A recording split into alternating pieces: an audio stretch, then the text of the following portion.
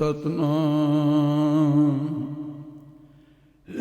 ਕਰਤਾ ਪੁਰਖ ਨਿਰਭਉ ਨਿਰਵੈਰ, ਅਕਾਲ ਮੂਰਤ ਅਜੂਨੀ ਸੈਭੰ। ਗੁਰ ਪ੍ਰਸਾਦ ਜਪ, ਆਦਿ ਸਚ ਜੁਗਾਦ ਸਚ। ਹੈ ਭੀ ਸਚ ਨਾਨਕ ਹੋਸੀ ਭੀ ਸਚ। ਗੁਰੂ ਨਾਨਕ ਅੰਗਦ ਗੁਰੂ ਅਮਰਦਾਸ ਪਦਬੰਦ। ਰਾਮਦਾਸ ਅਰਜਨ ਗੁਰੂ ਬਰ ਸ੍ਰੀ ਹਰਗੋਬਿੰਦ। ਹਰੀ ਰਾਏ ਹਰਿ ਕ੍ਰਿਸ਼ਨ ਗੁਰ, ਤੇਗ ਬਹਾਦਰ ਚੰਦ। ਦਸਵੇਂ ਗੋਬਿੰਦ ਸਿੰਘ ਗੁਰੂ, ਨਮੋ ਚਰਨ ਅਰਬਿੰਦ। ਜਿਸ ਮਹਿ ਅੰਮ੍ਰਿਤ ਗਿਆਨ ਹੈ, ਮਾਨਕ ਭਗਤ ਵੈਰਾਗ। ਗੁਰੂ ਗ੍ਰੰਥ ਸਾਹਿਬ ਉਦਦ, ਬੰਦੋਂ ਕਰ ਅਨੁਰਾਗ। ਸ੍ਰੀ ਗੁਰੂ ਸ਼ਬਦ ਕਮਾਏ ਜਿਨ, ਜੀਤੇ ਪੰਚ ਵਿਕਾਰ।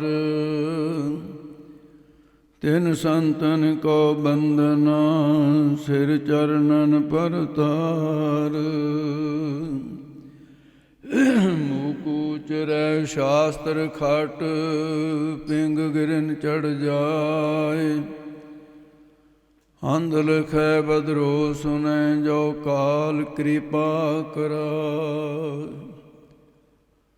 ਕਹਾਂ ਬੁੱਧ ਪ੍ਰਭ ਤੁਛ ਹਮਾਰੀ, ਬਰਨ ਸਕੈ ਮਹਿਮਾ ਜੋ ਤਿਹਾਰੀ। ਹਮ ਨ ਸਗਤ ਕਰ ਸਿਫਤ ਤੁਮਾਰੀ, ਆਪ ਲਿਹੋ ਤੁਮ ਕਥਾ ਸੁਧਾਰੀ। ਹਮ ਨ ਸਗਤ ਕਰ ਸਿਫਤ ਤੁਮਾਰੀ, ਆਪ ਲਿਹੋ ਤੁਮ ਕਥਾ ਸੁਧਾਰੀ। ਵਾਹਿਗੁਰੂ ਜੀ ਕਾ ਖਾਲਸਾ, ਵਾਹਿਗੁਰੂ ਜੀ ਕੀ ਫਤਿਹ। ਪਰਮ ਸਤਿਕਾਰਯੋਗ ਗੁਰੂ ਸਾਹਿਬ ਜੀ ਦੇ ਸਾਜੀ ਨਿਬਾਜੀ ਗੁਰੂ ਸਰੂਪ, ਗੁਰੂ ਖਾਲਸਾ ਸਾਧ ਸੰਗਤ ਜੀਓ। ਆਪ ਸਰਬੱਤ ਸੰਗਤਾਂ ਜੋ ਵੀ ਗੁਰੂ ਨਾਨਕ ਦੇ ਦਰਬਾਰ ਵਿੱਚ ਪਹੁੰਚੇ ਹੋ, ਇਹ ਪੂਰਬਲੇ ਸ਼ੁਭ ਕਰਮਾਂ ਦਾ ਫਲ ਜਾਣਨਾ, ਸ਼ੁਭ ਕਰਮ ਪ੍ਰੇਰ ਕੇ ਆਪਾਂ ਸਾਰਿਆਂ ਨੂੰ ਇੱਥੇ ਲੈ ਕੇ ਆਏ। ਸਤਿਗੁਰੂ ਮਹਾਰਾਜ ਸਾਹਿਬ ਜੀ ਦੀ ਪਾਵਨ ਪਵਿੱਤਰ ਹਜ਼ੂਰੀ ਹੈ। ਦਸੋ ਪਾਤਸ਼ਾਹੀਆਂ ਕੀ ਆਤਮਿਕ ਜੋਤ ਸ੍ਰੀ ਗੁਰੂ ਗ੍ਰੰਥ ਸਾਹਿਬ ਜੀ ਮਹਾਰਾਜ, ਚਬਰ ਛਤਰ ਤਖਤ ਦੇ ਮਾਲਕ। ਬਾਣੀ ਗੁਰੂ, ਗੁਰੂ ਹੈ ਬਾਣੀ ਵਿੱਚ ਬਾਣੀ ਅੰਮ੍ਰਿਤ ਸਾਰੇ। ਗੁਰਬਾਣੀ ਕਹੈ ਸੇਵਕ ਜਨ ਮਾਨੈ, ਪ੍ਰਤੱਖ ਗੁਰੂ ਨਿਸਤਾਰੇ। ਸਤਿਗੁਰੂ ਮਹਾਰਾਜ ਸਾਹਿਬ ਜੀ ਦੀ ਬਖਸ਼ਿਸ਼ ਹੈ ਕਿ ਜੋ ਸੰਪਰਦਾ ਨਾਨਕਸਰ, ਇਹ ਸੰਪਰਦਾ ਦੇ ਬਾਨੀ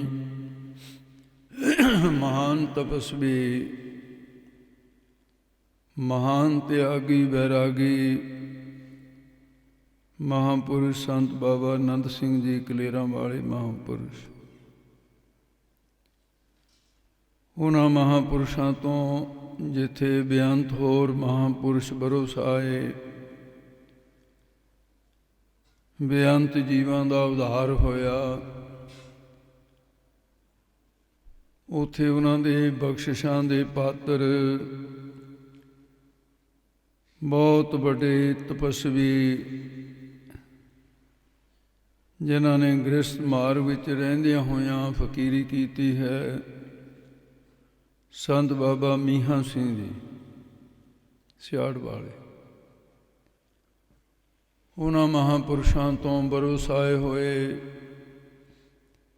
ਸ਼੍ਰੀਮਾਨ ਸੰਤ ਬਾਬਾ ਅਜਮੇਰ ਸਿੰਘ ਜੀ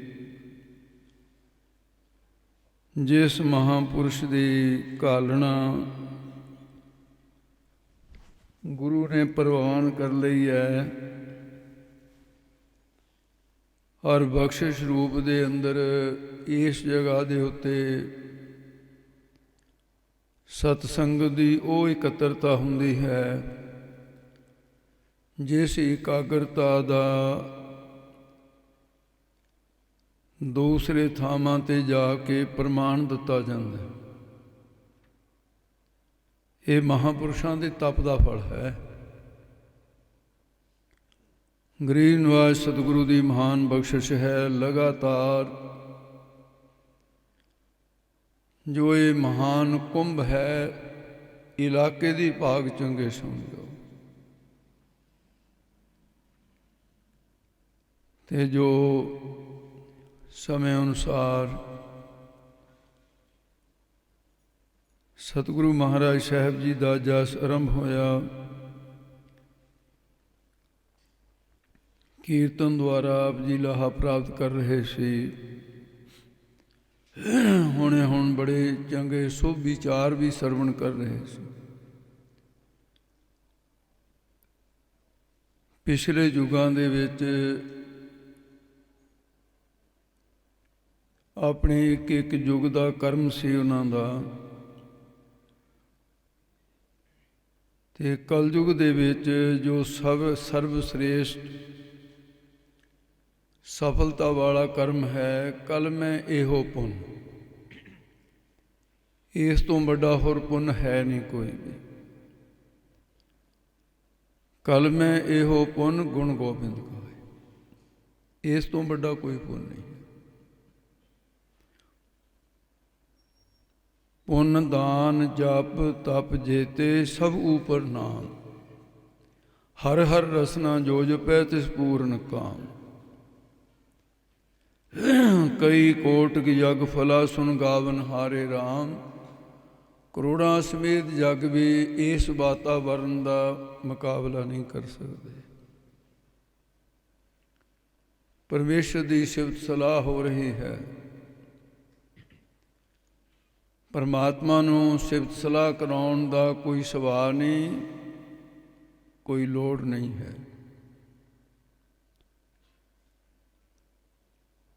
ਇਸ ਕਰਕੇ ਗੁਰੂ ਨਾਨਕ ਨੇ ਜੀਵਾਂ ਦੀ ਕਲਿਆਣ ਕਰਨ ਵਾਸਤੇ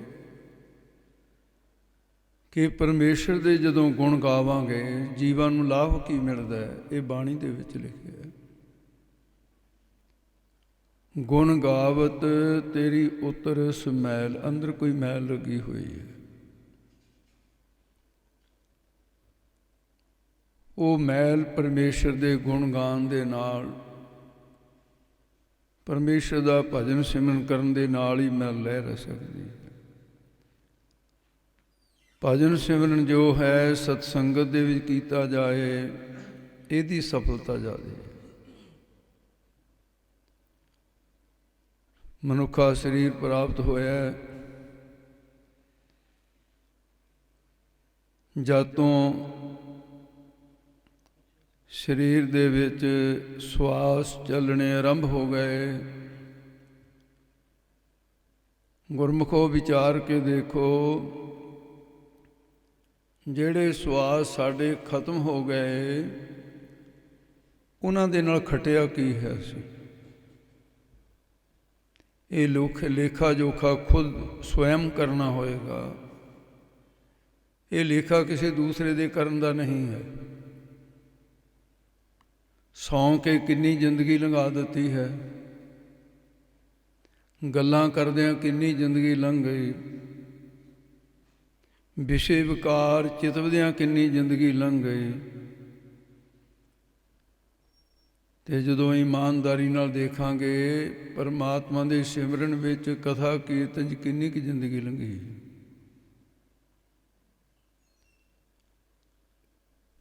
ਫਿਰ ਕੀ ਬਣੇਗਾ? ਇਸ ਬਣਜਾਰੇ ਨੇ ਘਾਟੇ ਵਾਧਾ ਸੌਦਾ ਕੀਤਾ। ਸੰਸਾਰ ਦੇ ਵਿੱਚ ਆਇਆ ਵਣਜ ਕਰਨ ਵਾਸਤੇ, ਤੇ ਹਟੜੇ ਬਾਜ਼ਾਰ ਸੌਦਾ ਕਰਨ ਬਣ ਜਾ ਰਿਹਾ। ਸੱਚ ਵਖਰ ਜੀ ਨਹੀਂ ਲੱਦਿਆ ਤੇ ਸੱਚੜੇ ਪਾਸਾਰ। ਇਹ ਤਿਹਟੜਾ ਬਾਜ਼ਾਰ ਹੈ। ਇਹਦੇ ਵਿੱਚ 3 ਤਰ੍ਹਾਂ ਦੀਆਂ ਹੱਟਾਂ ਨੇ, ਰਜੋਗੁਣ, ਸਤੋਗੁਣ, ਤਮੋਗੁਣ ਦੀ।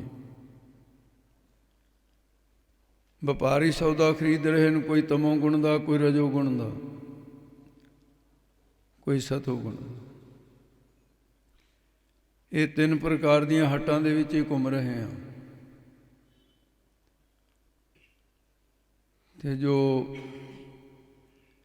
ਪਰਮੇਸ਼ਰ ਵਾਹਿਗੁਰੂ ਹੈ ਉਹ 3 ਗੁਣਾਂ ਤੋਂ ਪਰੇ ਹੈ। ਰੂਪ ਨਾ ਰੇਖ ਨਾ ਰੰਗ ਚਿਤ੍ਰਹੁ ਗੁਣ ਤੇ ਪ੍ਰਭ ਭਿੰਨ। ਜਿਸੇ ਬੁਝਾਏ ਨਾਨਕਾ, ਇਹ ਤਾਂ ਤਿਸੇ ਬੁਝਾਏ ਨਾਨਕਾ, ਜਿਸ ਹੋਵੇ ਸੋ ਪ੍ਰਸੰਨ। ਤੇ ਮਨੁੱਖਾ ਸਰੀਰ ਕਿੰਨੀਆਂ ਮੁਸ਼ਕਿਲਾਂ ਦੇ ਨਾਲ ਪ੍ਰਾਪਤ ਹੋਇਆ। ਇਸੇ ਕਰਕੇ ਕਬੀਰ ਸਾਹਿਬ ਨੇ ਇੱਕ ਚੇਤਾਵਨੀ ਦਿੱਤੀ ਹੈ। ਇਹ ਬਾਰ-ਬਾਰ ਚਿਤਵਨੇ ਵਾਲੀ ਬਾਤ ਹੈ। ਕਬੀਰ ਮਾਨਸ ਜਨਮ ਦੁਲੰਭ ਹੈ। ਜਿੱਥੇ ਪਾਠ ਦੁਰਲੱਭ ਨੂੰ ਦੁਲੰਭ ਲਿਖਿਆ ਹੋਵੇ ਉੱਥੇ ਦੁਲੰਭ ਹੀ ਪੜ੍ਹਨਾ ਚਾਹੀਏ। ਇੱਥੇ ਰਾਰਾ ਹੈ ਨਹੀਂ, ਇਸ ਕਰਕੇ ਦੁਰਲੱਭ ਨਹੀਂ ਕਹਿਣਾ ਇਹਨੂੰ। ਕਬੀਰ ਮਾਨਸ ਜਨਮ ਦੁਲੰਭ ਹੈ, ਹੋਏ ਨਾ ਬਾਰੈ ਬਾਰ। ਜਿਉਂ ਬਨ ਫਲ ਪਾਕੇ ਭੋਇ ਕਰੇ, ਬਹੁਰ ਨਾ ਡਾਗੇ ਡਾਰ। ਇੱਕ ਵਾਰੀ ਮਨੁੱਖਾ ਸਰੀਰ ਆਪਣੇ ਹੱਥੋਂ ਚਲਿਆ ਗਿਆ, ਮੁੜ ਕੇ ਪ੍ਰਾਪਤ ਨਹੀਂ ਹੋਣਾ। ਪ੍ਰਾਪਤ ਹੋਏਗਾ ਕੇਵਲ ਪਛਤਾਵਾ। ਪਛੋਤਾਵਾ ਨਾ ਮਿਲੇ ਜਬ ਰਹਿਣ ਬਿਹਾਣੀ। ਪਛਤਾਵਾ ਤੰਗ ਕਰਦਾ ਹੁੰਦਾ, ਪਛਤਾਵਾ ਸ਼ਾਂਤੀ ਨਹੀਂ ਦਿੰਦਾ। ਇਸ ਕਰਕੇ ਮਨੁੱਖਾ ਸਰੀਰ ਦਾ ਇੱਕ ਇੱਕ ਸਵਾਸ ਅਮੋਲਕ ਹੈ। ਇਹਦਾ ਮੁੱਲ ਕੋਈ ਨਹੀਂ ਹੈ। ਪਰ ਸਾਡੀ ਹਾਲਤ ਕੀ ਹੈ? ਰਹਿਣ ਗਵਾਈ ਸੋਏ ਕੈ, ਇਹ ਗਵਾ ਹੀ ਰਹੇ ਹਾਂ। ਸੁੱਤਿਆਂ ਜਿਹੜੀ ਜ਼ਿੰਦਗੀ ਚਲੀ ਗਈ ਸਾਡੇ ਹੱਥੋਂ ਗਵਾਈ ਗਈ। ਮਜਬੂਰੀ ਹੈ, ਸੋਣਾ ਤਾਂ ਪਏਗਾ। ਪਰ ਇੰਨੀ ਗੱਲ ਜ਼ਰੂਰ ਹੈ ਕਿ ਇਸ ਨੂੰ, ਨੀਂਦ ਨੂੰ ਸੀਮਿਤ ਕੀਤਾ ਜਾ ਸਕਦਾ, ਇਹਨੂੰ ਘਟਾਇਆ ਜਾ ਸਕਦਾ, ਬਿਲਕੁਲ ਖਤਮ ਨਹੀਂ ਕਰਨੀ। ਨੀਂਦ ਦੇ ਉੱਤੇ ਪੱਛਮ ਦੇ ਵਿਗਿਆਨੀਆਂ ਨੇ ਖੋਜਾਂ ਕੀਤੀਆਂ ਵੀ 24 ਘੰਟੇ ਦੇ ਵਿੱਚ ਅਸਲੀ ਨੀਂਦ ਜਿਹੜੀ ਆ ਉਹ 2.5 ਘੰਟੇ ਦੀ ਹੈ। ਮਨੁੱਖ ਨੀਂਦ 'ਤੇ ਕੰਟਰੋਲ ਕਰਕੇ 2.5 ਘੰਟੇ 24 ਘੰਟੇ ਦੇ ਲਈ ਆਪਣੇ ਦਿਮਾਗ ਨੂੰ ਸਵੱਛ ਕਰ ਸਕਦਾ ਹੈ।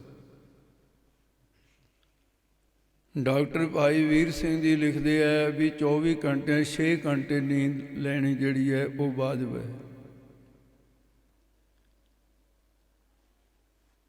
ਪਰ ਸਾਡੀ ਹਾਲਤ ਕੀ ਹੈ? ਜੇ ਦਿਨੇ ਮੌਕਾ ਮਿਲ ਗਿਆ ਦਿਨੇ ਵੀ ਸੌਂ ਜਾਣਾ ਹੈ। ਚਲੀ ਜਾਂਦੀ ਗੱਡੀ ਦੇ ਵਿੱਚ ਮੌਕਾ ਮਿਲ ਗਿਆ, ਉੱਥੇ ਵੀ ਘਰਾੜੇ ਵੱਜਣ ਲੱਗ ਜਾਂਦੇ ਨੇ। ਸੰਗਤ ਦੇ ਵਿੱਚ ਵੀ ਕਈਆਂ ਨੂੰ ਭਾਈ ਨੀਂਦ ਆਉਣ ਲੱਗ ਜਾਂਦੀ ਹੈ। ਕਿਉਂ? ਕੰਟਰੋਲ ਤੋਂ ਬਾਹਰ ਹੈ। ਨੀਂਦ, ਭੁੱਖ ਤੇ ਕਾਮ ਇਹ ਤਮੋਗੁਣ ਦੇ ਨਾਲ ਸੰਬੰਧ ਰੱਖਦੇ।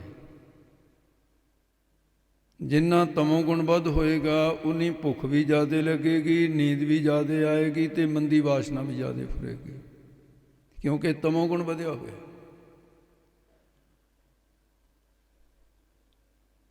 ਸਤੋਗੁਣ ਵੱਧ ਜਾਏਗਾ, ਇਹ ਚੀਜ਼ਾਂ ਵਸ ਵਿੱਚ ਹੋ ਜਾਣਗੀਆਂ। ਸੰਤ ਬਾਬਾ ਬਿਸ਼ਨ ਸਿੰਘ ਜੀ, ਮੁਰਾਲੇ ਵਾਲੇ ਮਹਾਂਪੁਰਸ਼, ਜਿਨ੍ਹਾਂ ਤੋਂ ਸ਼੍ਰੀਮਾਨ ਸੰਤ ਬਾਬਾ ਸੁੰਦਰ ਸਿੰਘ ਜੀ ਪਿੰਡਰਾਂਵਾਲੇ ਮਹਾਂਪੁਰਸ਼ ਪੜ੍ਹੇ। ਉਹਨਾਂ ਨੇ ਆਪਣੀ ਨੀਂਦ 1 ਘੰਟੇ 'ਤੇ ਲੈ ਆਉਂਦੀ ਸੀ। 24 ਘੰਟਿਆਂ ਵਿੱਚ 1 ਘੰਟਾ ਸੌਂਦੇ ਸੀ। ਅਤੇ ਉਹਦੇ ਵਿੱਚ ਵੀ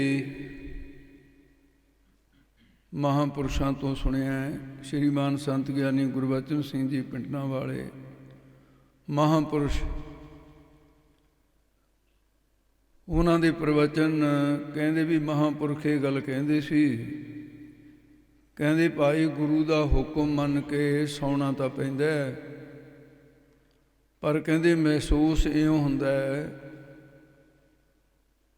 ਜਿਵੇਂ ਕਿਤੇ 23 ਘੰਟੇ ਪਾਣੀ ਨੂੰ ਬੰਨ੍ਹ ਲਾ ਕੇ ਰੋਕਿਆ ਹੋਵੇ, 1 ਘੰਟੇ ਦੇ ਵਿੱਚ ਮੁੜ ਕੇ ਬੰਨ੍ਹ ਟੁੱਟ ਜਾਏ, ਉਹੀ ਹਾਲ ਹੋ ਜਾਂਦਾ। ਹਾਲਾਂਕਿ ਉਹਨਾਂ ਦੇ ਵੱਸ ਵਿੱਚ ਸੀ।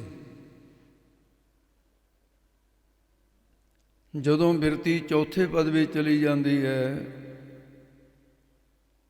ਉਦੋਂ ਭਾਈ ਸੁੱਤਿਆਂ ਵੀ ਨਾਮ ਸਤਿਪੁਰਸ਼ਾਂ ਦੇ ਚੱਲਦਾ।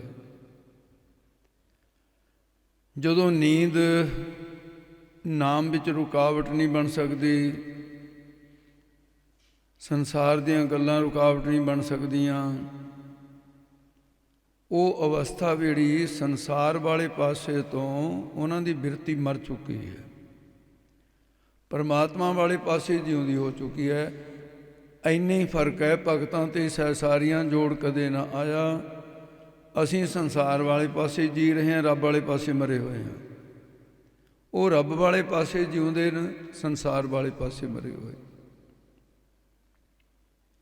ਉਹਨਾਂ ਦੇ ਬਾਤ ਸਮਝ ਆ ਗਈ ਕਿ ਸੰਸਾਰ ਦੇ ਅੰਦਰ ਇਹ ਘਾਟੇ ਦਾ ਸੌਦਾ ਦੁਨੀਆ ਕਰ ਰਹੀ ਹੈ। ਰਹਿਣ ਗਵਾਈ ਸੋਏ ਕਹਿ, ਦਿਵਸ ਗਵਾਇਆ ਖਾਏ। ਖਾਂਦਿਆਂ ਪੀਂਦਿਆਂ, ਹੱਸਦਿਆਂ ਖੇਡਦਿਆਂ, ਤੇ ਰਾਤ ਵੀ ਗਈ ਤੇ ਦਿਨ ਵੀ ਗਿਆ। ਤੇਰੇ ਪੱਲੇ ਕੀ ਰਿਹਾ ਬਈ? ਨਾ ਦਿਨ ਨਾ ਰਾਤ। ਹੁਕਮ ਕੀ ਹੈ ਤੈਨੂੰ ਕਿ ਦਿਨ ਰਾਤੀ ਆਰਾਧ ਹੋ ਪਿਆਰੋ। ਤੈਨੂੰ ਤਾਂ ਹੁਕਮ ਹੈ ਨਿਮਖ ਨਾ ਕੀਜੈ ਢੀਠਾ। ਤੈਨੂੰ ਤਾਂ ਇਹ ਹੁਕਮ ਹੈ ਗੁਰੂ ਨਾਨਕ ਦਾ, ਇੱਕ ਨਿਮਖ ਜਿੰਨੀ ਵੀ ਢਿੱਲ ਨਹੀਂ ਹੋਣੀ ਚਾਹੀਦੀ। ਤੋ ਇਸ ਕਰਕੇ ਮਨੁੱਖਾ ਸਰੀਰ ਦੀ ਦੁਰਲਭਤਾ ਜੋ ਭਗਤ ਕਬੀਰ ਸਾਹਿਬ ਕਹਿੰਦੇ ਹੈ ਕਿ ਤੈਨੂੰ ਮੁੜ ਕੇ ਪ੍ਰਾਪਤ ਨਹੀਂ ਹੋਣਾ। ਇਸੇ ਗੱਲ ਨੂੰ ਗੁਰੂ ਅਰਜਨ ਦੇਵ ਜੀ ਮਹਾਰਾਜ ਕਹਿੰਦੇ ਨੇ, ਫੱਫਾ ਫਿਰਤ ਫਿਰਤ ਤੂੰ ਆਇਆ, ਦੁਰਲਭ ਦੇ ਕਲਯੁਗ ਮੇਂ ਆਵਾਇਆ। ਫਿਰ ਇਹ ਅਵਸਰ ਚਰੈ ਨਾ ਹਾਥਾ, ਨਾਮ ਜਪੋ ਤੋ ਕਟੀਐ ਫਾਸਾ। ਇਸ ਨੂੰ ਸੌਖੇ ਤਰੀਕੇ ਨਾਲ ਸਮਝਣਾ ਹੈ। ਇਹੋ ਜਿਹਾ ਤਰੀਕਾ ਵਰਤੀਏ ਜਿਹੜੇ ਬੱਚੇ ਵੀ ਸਮਝ ਲੈਣ। ਸੰਗਤ ਦੇ ਸਿਆਣੇ ਤੋਂ ਸਿਆਣੇ, ਵਿਦਵਾਨ ਤੋਂ ਵਿਦਵਾਨ ਵੀ ਬੈਠੇ ਹੁੰਦੇ ਨੇ, ਪਰ ਸੰਗਤ ਦੇ ਵਿੱਚ ਭਾਈ ਅਣਜਾਣ ਤੋਂ ਅਣਜਾਣ ਵੀ ਐਸੇ ਵੀ ਹੁੰਦੇ ਜਿਹੜੇ ਅਜੇ ਪ੍ਰੇਮੀ ਨਵੇਂ ਆਏ ਹੁੰਦੇ। ਸਕੂਲ ਦੇ ਵਿੱਚ ਪਹਿਲੀ ਕਲਾਸ ਤੋਂ ਲੈ ਕੇ ਵੱਡੀਆਂ ਕਲਾਸਾਂ ਤੱਕ ਸਾਰੇ ਬੈਠੇ ਹੁੰਦੇ ਨੇ, ਆਪਣੀ ਆਪਣੀ ਕਲਾਸ ਹੈ। ਸੋ ਇਸ ਕਰਕੇ ਜਿਹਦੇ ਵਿੱਚ ਸਾਰਿਆਂ ਨੂੰ ਲਾਭ ਪ੍ਰਾਪਤ ਹੋਵੇ। ਉਹ ਐਸਾ ਹੈ ਵੀ ਇੱਕ ਬਾਦਸ਼ਾਹ ਸੀ। ਇਹ ਮਨੁੱਖਾ ਸਰੀਰ 'ਤੇ ਸਮਝਣ ਦੀ ਲੋੜ ਹੈ ਗੱਲ। ਤੇ ਬਾਦਸ਼ਾਹ ਕਿਤੇ ਸ਼ਿਕਾਰ ਚੜ੍ਹਿਆ। ਬਾਦਸ਼ਾਹਾਂ ਦੇ ਆਪਣੇ ਆਪਣੇ ਢੰਗ ਤਰੀਕੇ ਨੇ। ਸੰਮਤੀ ਕਰ ਲਈ। ਵਜ਼ੀਰ ਨੂੰ ਕਿਹਾ, ਵਜ਼ੀਰ ਸ਼ਿਕਾਰ ਤਾਂ ਜਾਣਾ, ਪਰ ਅੱਜ ਇੱਕ ਆਪਾਂ ਸ਼ਿਕਾਰ ਦਾ ਵਿਧਾਨ ਬੰਨ੍ਹਣਾ ਹੈ। ਵਜ਼ੀਰ ਨੇ ਤਾਂ 7 ਵਚਨੇ ਕਹਿਣਾ ਹੁੰਦਾ ਹੈ, ਮਹਾਰਾਜ ਜਿਵੇਂ ਆਪ ਜੀ ਦਾ ਹੁਕਮ ਹੈ। ਕਹਿੰਦੇ ਜੇ ਸ਼ਿਕਾਰ ਤੇਰੇ ਮੂਹਰੋਂ ਨਿਕਲਿਆ ਤੂੰ ਮਗਰ ਜਾਏਗਾ, ਤੇ ਮੇਰੇ ਕਿਸੇ ਸਿਪਾਹੀ ਦੇ ਮੂਹਰੋਂ ਨਿਕਲਿਆ ਉਹ ਮਗਰ ਜਾਊ, ਦੂਜਾ ਬੰਦਾ ਨਾਲ ਨਹੀਂ ਜਾਊਗਾ ਉਹਦੇ।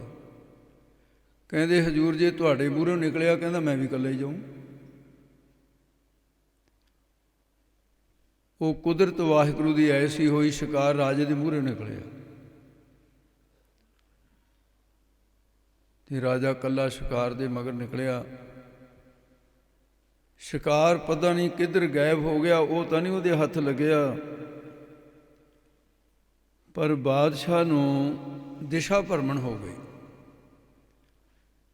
ਦਿਸ਼ਾ ਭਰਮਣ ਦਾ ਮਤਲਬ ਹੈ ਵੀ ਜਦੋਂ ਰਸਤਾ ਨਾ ਲੱਭੇ ਮੈਂ ਕਿੱਧਰੋਂ ਆਇਆ ਤੇ ਜਾਣਾ ਕਿੱਧਰ ਨੂੰ ਹੈ। ਗਰੀਖੋਂ ਰੁੱਤ ਸੀ, ਗਰੀਖੋਂ ਰੁੱਤ ਕਹਿੰਦੇ ਨੇ ਜੇਠ ਤੇ ਹਾੜ੍ਹ ਦੀ 2 ਮਹੀਨਿਆਂ ਦੀ ਇੱਕ ਰੁੱਤ ਹੁੰਦੀ ਹੈ, ਗਰੀਖੋਂ ਰੁੱਤ ਹੈ। ਗਰੀਖੋਂ ਰੁੱਤ ਅਤ ਗਾਖੜੀ, ਇਹ ਬੜੀ ਕਰੜੀ ਰੁੱਤ ਹੈ। ਤਲਾਵਾਂ ਦੇ ਪਾਣੀ ਸੁੱਕ ਜਾਂਦੇ ਨੇ, ਬਿਰਛਾਂ ਦੇ ਪੱਤੇ ਕੁਮਲਾ ਜਾਂਦੇ ਨੇ, ਚਿੜੀਆਂ ਜਾਨਵਰ ਪਸ਼ੂ ਪੰਛੀ ਸਭ ਪਿਆਸੇ ਮਰਦੇ ਨੇ। ਫਿਰ ਕਿਤੇ ਪਰਮਾਤਮਾ ਰਹਿਮਤ ਕਰਦਾ, ਮੀਂਹ ਪੈਂਦਾ। ਕਹਿਣ ਤੋਂ ਭਾਵ ਵੀ ਗਰੀਖੋਂ ਰੁੱਤ ਬੜੀ ਸਖਤ ਹੈ। ਬਾਦਸ਼ਾਹ ਨੂੰ ਪਿਆਸ ਲੱਗੀ। ਪਾਣੀ ਦਾ ਪ੍ਰਬੰਧ ਇਹੋ ਜਿਹਾ ਨਹੀਂ ਸੀ ਹੁੰਦਾ ਜਿਹਾ ਜਿਹਾ ਅਸੀਂ ਅੱਜ ਕੱਲ੍ਹ ਵੇਖਦੇ। ਸਾਡੇ ਤਾਂ ਸਾਹਮਣੇ ਪਾਣੀ ਦੀਆਂ ਨਹਿਰਾਂ ਭਰ ਭਰ ਕੇ ਚੱਲ ਰਹੀਆਂ ਨੇ। ਉਹ ਮੌਕਾ ਐਸਾ ਸੀ, ਨਦੀਆਂ ਹੁੰਦੀਆਂ ਸੀ ਉਹ ਵੀ ਗਰੀਖੋਂ ਰੁੱਤ 'ਤੇ ਸੁੱਕ ਜਾਂਦੀਆਂ।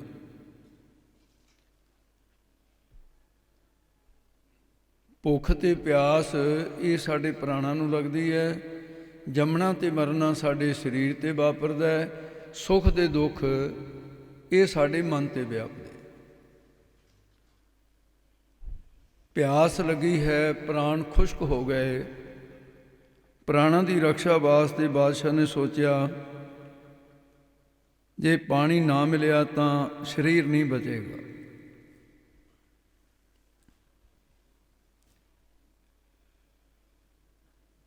ਇਹ ਸੋਚ ਕੇ ਬਾਦਸ਼ਾਹ ਥੋੜ੍ਹਾ ਜਿਹਾ ਯਤਨ ਕਰਨ ਲੱਗਿਆ। ਇੱਕ ਕੀ ਦੇਖਿਆ, ਇੱਕ ਲੱਕੜਹਾਰਾ ਸੀ, ਉਹ ਜੰਗਲ ਦੇ ਲੱਕੜਾਂ ਕੱਟ ਰਹੇ।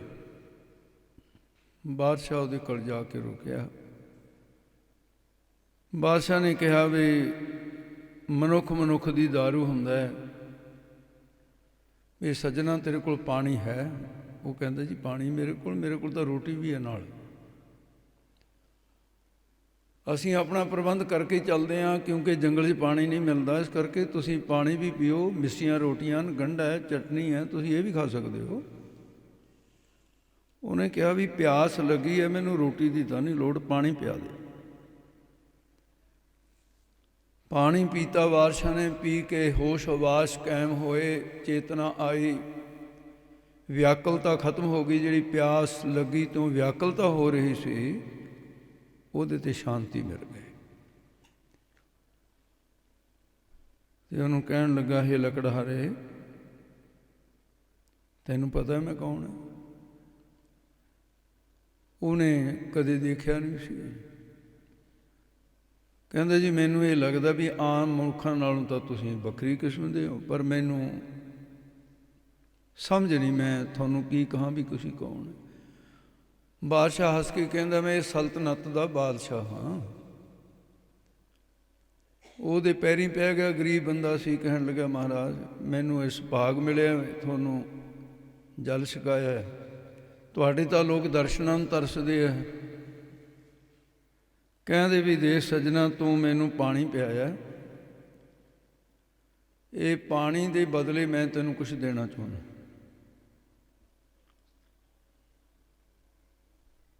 ਤੇ ਜੇ ਮੈਂ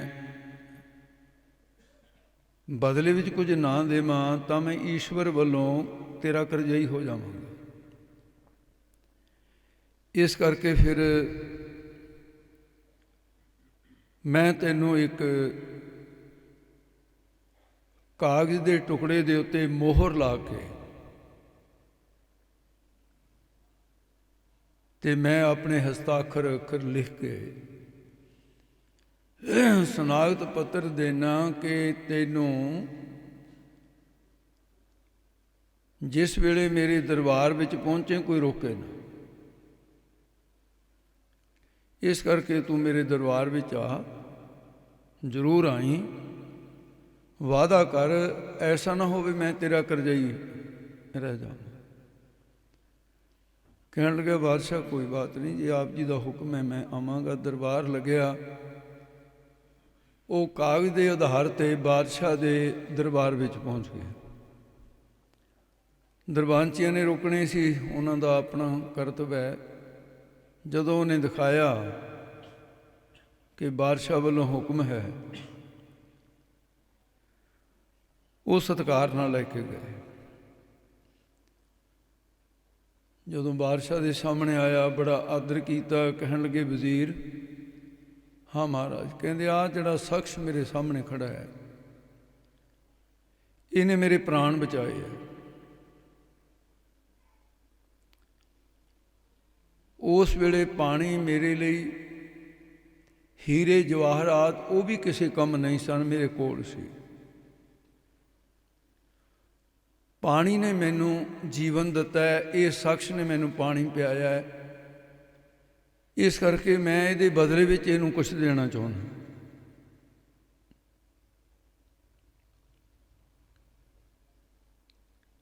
ਕਹਿਣ ਲੱਗੇ ਮਹਾਰਾਜ ਤੁਸੀਂ ਮਾਲਕ ਹੋ ਜੋ। ਕਹਿੰਦੇ ਤੂੰ ਵਜ਼ੀਰ ਹੈ, ਮੈਂ ਤੇਰੇ ਨਾਲ ਸੰਮਤੀ ਕਰਕੇ ਹੀ ਦਿਆਂਗਾ। ਵੈਸੇ ਤਾਂ ਮੇਰੀ ਜਾਨ ਬਚਾਉਣ ਦੇ ਬਦਲੇ ਕੋਈ ਪਦਾਰਥ ਬਣਦਾ ਹੀ ਨਹੀਂ, ਪਰ ਆਪਾਂ ਇਹਨੂੰ ਪੁੱਛ ਲੈਂਦੇ ਹਾਂ ਜਿਹੜਾ ਇਹ ਸਾਂਭ ਵੀ ਲਵੇ, ਇਹਨੂੰ ਢੰਗ ਤਰੀਕਾ ਵੀ ਹੋਵੇ। ਲੱਕੜਾਂ ਦੇ ਨਾਲ ਇਹਦਾ ਵਾਸਤਾ। ਨੂੰ ਪੁੱਛਿਆ ਵੀ ਤੂੰ ਕੰਮ ਕੀ ਕਰਦਾ? ਕਹਿੰਦਾ ਜੀ ਮੈਂ ਜੰਗਲ ਵਿੱਚ ਜਾ ਕੇ ਲੱਕੜਾਂ ਕੱਟਦਾ, ਉਹਨਾਂ ਦੇ ਕੋਲੇ ਬਣਾ ਬਣਾ ਕੇ ਮੈਂ ਬਾਜ਼ਾਰ ਵਿੱਚ ਜਾ ਕੇ ਵੇਚਦਾ, ਉਹਦੇ ਨਾਲ ਮੇਰਾ ਪਰਿਵਾਰ ਪਲਦਾ ਹੈ। ਤੇ ਕਹਿਣ ਲੱਗੇ ਵਜ਼ੀਰ, ਆਪਣੇ ਕੋਲ ਚੰਦਨ ਦਾ ਬਾਗ ਹੈ, ਜਿਹਦੀ ਇੱਕ ਇੱਕ ਟਹਿਣੀ ਬੜੀ ਕੀਮਤੀ ਹੈ। ਮੈਂ ਬਦਲੇ ਦੇ ਵਿੱਚ ਸਾਰੇ ਦਾ ਸਾਰਾ ਬਾਗ ਹੀ ਨੂੰ ਦੇਣਾ ਚਾਹੁੰਦਾ। ਵਜ਼ੀਰ ਨੇ ਕਿਹਾ ਮਹਾਰਾਜ ਸੋਚ ਲਓ ਵੀ ਐਡੀ ਤਾਂ ਗੱਲ ਨਹੀਂ, ਪਾਣੀ ਦੇ ਬਦਲੇ ਸਾਰਾ ਹੀ ਬਾਗ। ਕਹਿੰਦੇ ਨਹੀਂ, ਸਾਰਾ ਹੀ ਬਾਗ ਦੇਣਾ। ਕਹਿੰਦੇ ਮਹਾਰਾਜ ਠੀਕ ਹੈ। ਤੇ ਹੁਣ ਜਿਵੇਂ ਮਕਾਨ ਲੈਣਾ, ਜ਼ਮੀਨ ਲੈਣੀ ਹੈ, ਰਜਿਸਟਰੀ ਹੁੰਦੀ ਹੈ, ਇੰਤਕਾਲ ਹੁੰਦਾ ਹੈ, ਤੇ ਉਸ ਵੇਲੇ ਪਟਾ ਲਿਖਿਆ ਜਾਂਦਾ ਸੀ, ਸਨਦ ਲਿਖੀ ਜਾਂਦੀ ਸੀ। ਬਾਦਸ਼ਾਹ ਨੇ ਪਟਾ ਲਿਖ ਦਿੱਤਾ। ਉਹ 'ਤੇ ਲਿਖਦਾ ਵੀ ਇਹ ਚੰਦਨ ਦਾ ਬਾਗ ਅੱਜ ਤੋਂ ਤੇਰਾ ਹੋਇਆ, ਇਹਦੇ 'ਤੇ ਕੋਈ ਉਜ਼ਰ ਨਹੀਂ ਕਰੇਗਾ, ਤੂੰ ਇਹਦਾ ਮਾਲਕ ਹੈ। ਵਾਪਸ ਘਰ ਆਇਆ, ਘਰ ਵਾਲੀ ਨੇ ਪੁੱਛਿਆ ਕੀ ਦਿੱਤਾ ਹੈ? ਕਹਿੰਦੇ ਵੀ ਦਿੱਤਾ ਤਾਂ ਇਸ ਤਰ੍ਹਾਂ ਹੈ ਵੀ ਮੈਂ ਤਾਂ ਬੜਾ ਆਸ ਰੱਖ ਕੇ ਗਿਆ ਸੀ ਵੀ ਚਲੋ ਇੰਨਾ ਕੁ ਤਾਂ ਫਾਇਦਾ ਹੋ ਗਿਆ ਵੀ ਜੰਗਲ 'ਚ ਨਹੀਂ ਜਾਣਾ ਪਊ। ਵੀ ਬਾਦਸ਼ਾਹ ਨੇ ਆਪਣੇ ਨੇੜੇ ਇੱਕ ਬਗੀਚਾ ਮੈਨੂੰ ਦੇ ਦਿੱਤਾ, ਆਖੇ ਤੂੰ ਇਹਦਾ ਮਾਲਕ ਹੈ ਅੱਜ ਤੋਂ ਬਾਅਦ। ਅੱਗੇ ਜੰਗਲ ਦੇ ਵਿੱਚ ਦੂਰ ਜਾਣਾ ਪੈਂਦਾ ਸੀ, ਤੇ ਹੁਣ ਇੱਥੇ ਨੇੜੇ ਸਰ ਜਾਊਗਾ, ਕੰਮ ਉਹੀ ਕਰਨਾ ਜਿਹੜਾ ਉੱਥੇ ਕਰਦੇ ਸੀ। ਸਾਧ ਸੰਗਤ ਜੀ, ਇਹੋ ਜਿਹਾ ਮੂਰਖ ਦੇਖਿਆ, ਕੁਹਾੜਾ ਚੱਕਿਆ, ਚੰਦਨ ਦੀਆਂ ਲੱਕੜਾਂ ਵੱਢਣੀਆਂ ਸ਼ੁਰੂ ਕਰ ਦਿੱਤੀਆਂ। ਜਦੋਂ ਲੱਕੜਾਂ ਸੁੱਕ ਜਾਂਦੀਆਂ ਹਨ, ਉਹਨਾਂ ਨੂੰ ਫੂਕਣ ਵਾਸਤੇ ਬਾਗ ਦੇ ਐਨ ਵਿਚਕਾਰ ਭੱਠੀ ਲਾ ਲਈ। ਫੂਕਦਾ ਹੈ, ਹਾਲਾਂਕਿ ਉਹਦੀਆਂ ਨਾਸਾਂ ਨੂੰ ਸੁਗੰਧੀ ਆਉਂਦੀ ਹੈ ਵੀ ਬਾਕੀ ਦੀਆਂ ਲੱਕੜਾਂ ਨਾਲੋਂ ਫਰਕ ਦੱਸ ਰਿਹਾ ਚੰਦਨ, ਪਰ ਪਰਵਾਹ ਹੀ ਨਹੀਂ ਕਰੀ। ਜਦੋਂ ਕੋਲੇ ਹੋ ਜਾਂਦੇ ਲੈ ਕੇ ਬਾਜ਼ਾਰ ਨੂੰ ਤੁਰ ਪੈਂਦਾ, ਨਾਲੇ ਮੂੰਹ ਸਿਰ ਕਾਲਾ ਕਰਾਉਂਦਾ ਆਪਣਾ, ਤੇ ਜਾ ਕੇ ਕੋਲੇ ਵੇਚ ਆਉਂਦਾ। ਕੋਲੇ ਤਾਂ ਉਸੇ ਭਾਅ ਵਿਕਦੇ ਨੇ ਜਿਹੜੇ ਭਾਅ ਬਾਕੀ ਦੀਆਂ ਲੱਕੜਾਂ ਦੇ ਕੋਲੇ ਸੀ। ਇਹ ਤਾਂ ਹੈ ਨਹੀਂ ਵੀ ਚੰਦਨ ਦੀ ਲੱਕੜ ਦਾ ਕੋਲਾ ਜਿਹੜਾ ਕੁਛ ਮਹਿੰਗਾ ਹੋਊਗਾ। ਕੋਲਾ ਤਾਂ ਕੋਲਾ ਹੀ ਹੈ। ਸੁਆਹ ਤਾਂ ਸੁਆਹ ਹੀ ਹੁੰਦੀ ਹੈ ਕਿਸੇ ਚੀਜ਼ ਦੀ ਹੋਵੇ।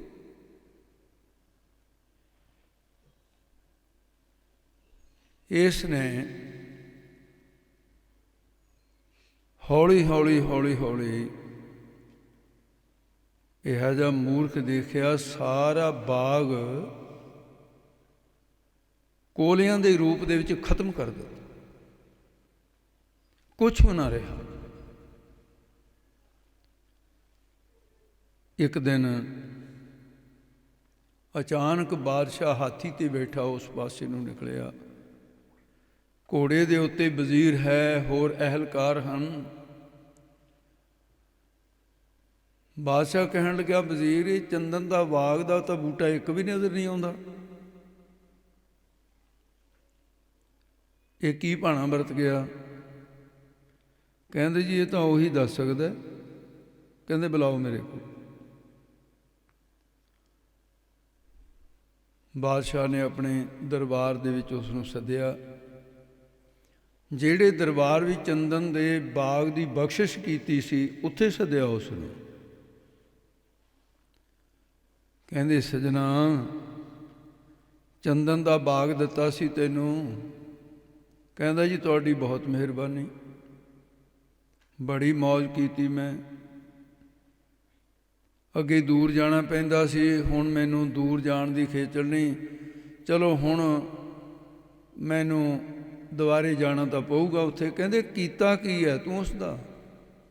ਕਹਿੰਦਾ ਜੀ ਕਰਨਾ ਕੀ ਸੀ, ਜਿਹੜਾ ਕੋਈ ਜੰਗਲ 'ਚ ਕਰਦਾ ਸੀ ਉਹੀ ਬਾਗ ਦੇ ਵਿੱਚ ਕੀਤਾ। ਮੈਂ ਪੱਠੀ ਲਾ ਲਈ ਸੀ ਉਹਦੇ ਵਿੱਚ, ਕੋਲੇ ਬਣਾ ਬਣਾ ਕੇ ਮੈਂ ਵੇਚ ਦਿੱਤੇ। ਬਾਦਸ਼ਾਹ ਕਹਿਣ ਲੱਗਾ, ਉਹ ਮੂਰਖ, ਤੇਰੇ ਕੋਲੋਂ ਤਾਂ 7 ਪੁਸ਼ਤਾਂ ਤੱਕ ਵੀ ਨਹੀਂ ਸੀ ਮੁੱਕਣਾ ਇਹਦਾ, ਇੰਨਾ ਧਨ ਦੇ ਦਿੱਤਾ ਸੀ ਤੈਨੂੰ, ਤੂੰ ਕੋਲੇ ਕਰ ਦਿੱਤੇ ਉਸ ਦੇ। ਕਹਿਣ ਲੱਗੇ ਕੋਈ ਲੱਕੜ ਹੈ ਬਾਕੀ ਦੀ? ਕਹਿੰਦਾ ਜੀ ਕੁਹਾੜੇ ਦੇ ਵਿੱਚ ਜਿਹੜਾ ਬਾਹਾਂ ਪਾਇਆ ਸੀ ਉਹੀ ਰਹਿੰਦਾ, ਬਾਕੀ ਤਾਂ ਸਭ ਖਤਮ ਕਰਤੇ। ਕਹਿੰਦੇ ਲਿਆ, ਉਹੀ ਲੈ ਕੇ ਆ। ਲੈ ਆਉਂਦਾ। ਕਹਿਣ ਲੱਗੇ ਵਜ਼ੀਰ, ਇੱਥੋਂ ਕਿਸੇ ਵੀ ਆਪਣੇ ਨੌਕਰ ਚਾਕਰ ਨੂੰ ਭੇਜ, ਜਿਹੜਾ ਚੰਦਨ ਦਾ ਵਪਾਰੀ ਹੈ ਸਭ ਤੋਂ ਵੱਡਾ, ਉਹਦੇ ਕੋਲ ਜਾ ਕੇ ਇਹਦਾ ਮੁੱਲ ਪਵਾ ਕੇ ਲਿਆ।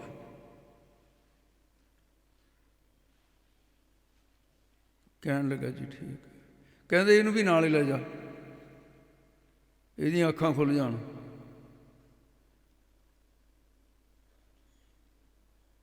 ਜਦੋਂ ਉੱਥੇ ਜਾ ਕੇ ਬਾਦਸ਼ਾਹ ਦੇ ਅਹਿਲਕਾਰ ਨੇ ਉਹਨੂੰ ਨਾਲ ਜਾ ਕੇ ਮੁੱਲ ਪਵਾਇਆ, ਉਹ ਥੋੜ੍ਹੀ ਜਿਹੀ ਲੱਕੜ ਦਾ ਹਜ਼ਾਰਾਂ ਰੁਪਏ ਮੁੱਲ ਨਿਕਲਿਆ। ਹੁਣ ਤਾਂ ਨਕਲੀ ਚੰਦਨ ਦਾ ਪ੍ਰਭਾਵ ਕਲਯੁਗ ਦੇ, ਅਸਲੀ ਚੀਜ਼ ਤਾਂ ਮਿਲਦੀ ਨਹੀਂ ਹੈ। ਉਹ ਅਸਲੀ ਚੰਦਨ ਸੀ। ਉੱਥੇ ਖੜਾ ਹੀ ਧਾਹਾਂ ਮਾਰ ਮਾਰ ਕੇ ਰੋਣ ਲੱਗ ਗਿਆ। ਕਹਿੰਦਾ ਓਹੋ, ਕਹਿੰਦਾ ਇੱਕ ਥੋੜ੍ਹੀ ਜਿਹੀ ਲੱਕੜ ਦਾ ਐਡਾ ਵੱਡਾ ਮੁੱਲ ਪਿਆ ਤੇ ਮੇਰੇ ਕੋਲ ਤਾਂ ਸਾਰਾ ਬਾਗ ਸੀ। ਹੌਕੇ ਦੇ ਨਾਲ ਹੀ ਪ੍ਰਾਣ ਨਿਕਲ ਗਏ। ਪਛਤਾਤਾਪ ਕਰਦਾ ਹੋਇਆ ਹੀ ਮਰ ਗਿਆ, ਰੋ ਰੋ ਕੇ ਮਰ ਗਿਆ, ਦੁਖੀ ਹੋ ਕੇ ਮਰ ਗਿਆ, ਮੇਰੇ ਕੋਲੋਂ ਕੀ ਹੋ ਗਿਆ। ਇਸ ਕਹਾਣੀ ਦਾ ਸੰਬੰਧ ਭਲੇ ਹੀ ਇੱਕ ਕਹਾਣੀ ਲੱਗਦੀ ਹੈ, ਇੱਕ ਗਾਥਾ ਲੱਗਦੀ ਹੈ, ਇੱਕ ਸੰਸਾਰ ਦੀ ਗੱਲ ਲੱਗਦੀ ਹੈ, ਅਸਲ ਦੇ ਵਿੱਚ ਇਹ ਹਰ ਇੱਕ ਜੀਵ ਦੀ ਕਥਾ ਹੈ। ਇਹ ਤੁਹਾਡੀ ਕਥਾ ਹੈ, ਇਹ ਮੇਰੀ ਕਥਾ ਹੈ। ਜੋ ਵੀ ਮਨੁੱਖ ਮਨੁੱਖਾ ਸਰੀਰ ਦੇ ਅੰਦਰ ਜੀਵ ਆਤਮਾ ਆਇਆ ਹੋਇਆ, ਇਹ ਸਭਨਾਂ ਦੀ ਉਹ ਕਥਾ ਹੈ। ਸਮਝਣ ਦੀ ਲੋੜ ਹੈ। ਬਾਦਸ਼ਾਹ ਕੌਣ ਹੈ, ਵਜ਼ੀਰ ਕੌਣ ਹੈ, ਇਹ ਸਮਝਣ ਦੀ ਲੋੜ ਹੈ। ਚੰਦਨ ਦਾ ਬਾਗ ਕੀ ਹੈ ਤੇ ਲੁਹਾਰ ਕੌਣ ਹੈ। ਬਸ ਇੰਨੀ ਕੁ ਗੱਲ ਸਮਝ ਆ ਗਈ ਤਾਂ ਫਿਰ ਇੱਕੋ ਹੀ ਦ੍ਰਿਸ਼ਟਾਂਤ ਸਾਡੀ ਜ਼ਿੰਦਗੀ 'ਚ ਪਰਿਵਰਤਨ ਲਿਆ ਸਕਦਾ ਹੈ। ਜਿਹੜਾ ਗਿਆਨ ਸਾਡੀ ਵਰਤੋਂ ਵਿੱਚ ਨਹੀਂ ਆਇਆ, ਉਹ ਗਿਆਨ ਵੀ ਅਗਿਆਨ ਦੇ ਵਰਗਾ ਹੀ ਸਮਝੋ।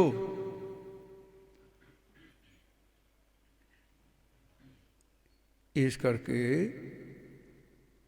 ਵੈਸੇ ਤਾਂ ਸਤਿਪੁਰਸ਼ਾਂ ਦਾ ਜ਼ਿੰਦਗੀ ਦਾ ਨਿਚੋੜ ਹੈ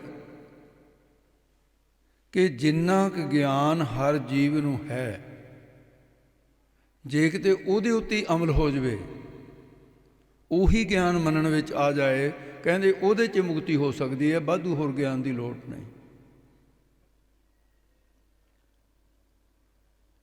ਅੱਜ ਸੰਸਾਰ ਦੇ ਅੰਦਰ ਗਿਆਨ ਇੱਕ ਵਾਧੂ ਜਿਹੀ ਚੀਜ਼ ਬਣ ਗਈ ਹੈ।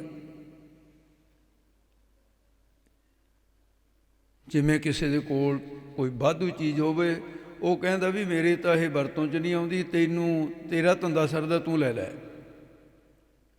ਮੇਰੇ ਕੋਲ ਤਾਂ ਵਾਧੂ ਹੀ ਪਿਆ। ਵਾਧੂ ਚੀਜ਼ ਉਹੀ ਦੇ ਦਿੰਦੇ ਆਪਾਂ। ਅਤੇ ਅੱਜ ਗਿਆਨ ਇੰਨਾ ਵਾਧੂ ਹੋਇਆ ਵਾ ਵੀ ਮੇਰੇ ਤਾਂ ਕੰਮ ਆਇਆ ਨਹੀਂ, ਗਿਆਨ ਦੇਣ ਵਾਲਾ ਕਹਿੰਦਾ ਤੁਸੀਂ ਲੈ ਲਓ ਗਿਆਨ, ਵੀ ਜਿਹੜਾ ਗਿਆਨ ਤੇਰੇ ਕੰਮ ਨਹੀਂ ਆਇਆ ਗਾਂ ਦੇ ਆਊ। ਹੁਣ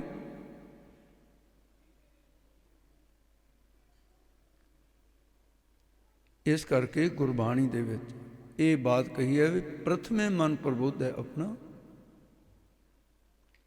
ਪਾਛੇ ਅਵਰ ਹੀ ਜਾਵੇ। कबीर अवर हैं को उपदेश दे, मुख में परे हैं रेत, रास बरानी राखते खाया घर का खेत।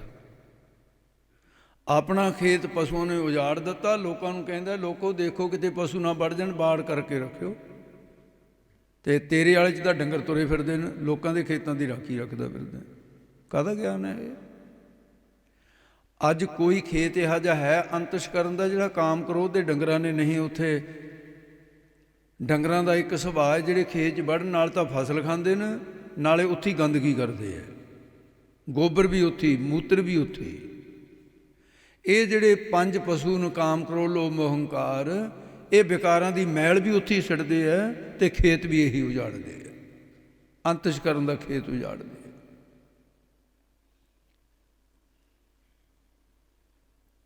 ਇਸ ਕਰਕੇ ਇਸ ਨੂੰ ਅੰਤਰੀ ਭਾਵ ਦੇ ਵਿੱਚ ਸਮਝਣਾ ਹੈ। ਅੰਤਰੀ ਭਾਵ ਦੇ ਵਿੱਚ ਐਸਾ ਹੈ ਕਿ ਬਾਦਸ਼ਾਹ ਤਾਂ ਹੈ ਪਰਮੇਸ਼ਰ, ਦ੍ਰਿਸ਼ਟਾਂਤ ਦਾ ਇੱਕ ਪੱਖ ਲਈਦਾ ਹੁੰਦਾ, ਜੇ ਕਿ ਇਹ ਸਾਰਾ ਨਹੀਂ ਢੁਕਦਾ ਹੁੰਦਾ। ਫਿਰ ਤਾਂ ਕਹਾਂਗੇ ਵੀ ਬਾਦਸ਼ਾਹ ਤਾਂ ਜੀ ਸ਼ਿਕਾਰ ਨੂੰ ਗਿਆ ਸੀ, ਵੀ ਰੱਬ ਵੀ ਸ਼ਿਕਾਰ ਨੂੰ ਜਾਂਦਾ, ਇਹ ਤਾਂ ਫਿਰ ਮੂਰਖਾਂ ਵਾਲੀ ਗੱਲ ਹੈ। ਦ੍ਰਿਸ਼ਟਾਂਤ ਦਾ ਇੱਕ ਪੱਖ ਲਈਦਾ। ਵਾਹਿਗੁਰੂ ਹੈ ਬਾਦਸ਼ਾਹ, ਬਾਦਸ਼ਾਹ ਹੀ ਨਹੀਂ, ਰਾਜਾਨ ਰਾਜ, ਪਾਨਾਨ ਪਾਨ, ਦੇਵਾਨ ਦੇਵ, ਉਪਮਾ ਮਹਾਨ। ਸੱਜਣ ਸੱਚਾ ਪਾਤਸ਼ਾਹੋ, ਸਿਰ ਸਾਹਾਂ ਦੇ ਸਾਹੋ, ਜਿਸ ਪਾਸ ਬੈਠਿਆਂ ਸੋਹੀ ਹੈ ਸਭਨਾਂ ਦਾ ਬੇਸਾ। ਕੋ ਹਰ ਸਮਾਨ ਨਹੀਂ ਰਾਜਾ, ਪਰਮਾਤਮਾ ਵਰਗਾ ਕੋਈ ਬਾਦਸ਼ਾਹ ਨਹੀਂ ਹੈ। ਇਹ ਭੂਪਤ ਸਭ ਦਿਵਸ ਚਾਰ ਕੇ ਝੂਠੇ ਕਰਤ ਦੇ ਬਾਜਾ। ਇਸ ਕਰਕੇ ਬਾਦਸ਼ਾਹ ਪਰਮੇਸ਼ਰ ਹੈ ਤੇ ਉਹ ਪਰਮਾਤਮਾ ਪਰਮੇਸ਼ਰ ਵਾਹਿਗੁਰੂ ਜਦੋਂ ਕਿ ਦੇਖਦਾ ਵੀ ਕਿਸੇ ਜੀਵ ਨੇ ਕੋਈ ਪੁੰਨ ਕਰਮ ਕੀਤਾ ਹੈ, ਪਾਣੀ ਪਿਆਉਣਾ ਪੁੰਨ ਕਰਮ ਹੈ ਨਾ, ਕਿਸੇ ਪਿਆਸੇ ਨੂੰ ਪਾਣੀ ਪਿਆ ਦਿੱਤਾ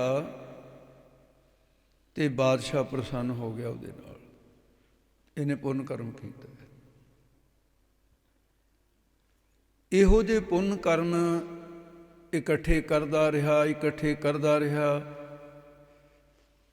ਭਾਈ ਜਿਹੜਾ ਗਰੀਬ ਬੰਦਾ ਹੈ ਉਹਦੇ ਕੋਲ ਪੈਸਾ ਨਹੀਂ ਜੁੜਦਾ ਹੁੰਦਾ, ਖਰਚ ਬਾਹਲਾ ਹੁੰਦਾ ਹੈ, ਅਤੇ ਫਿਰ ਵੀ ਥੋੜ੍ਹਾ ਬਹੁਤ ਪੂੰਜੀ ਥੋੜ੍ਹੀ ਜੋੜ ਕੇ ਕਹਿੰਦਾ ਵੀ ਚਲੋ ਇੰਨੇ ਕੇ ਜੁੜੇ ਨੇ।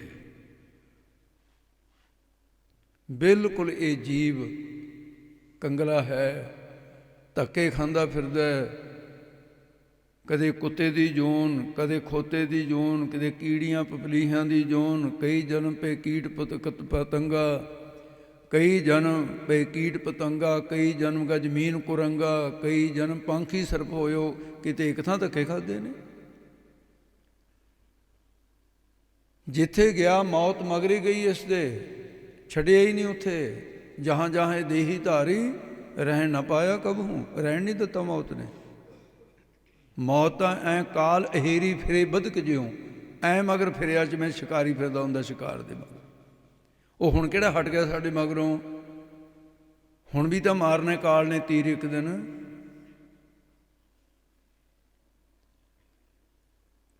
ਇਹਦੇ ਕੋਲ ਥੋੜ੍ਹੇ ਪੁੰਨ ਇਕੱਠੇ ਹੋ ਗਏ।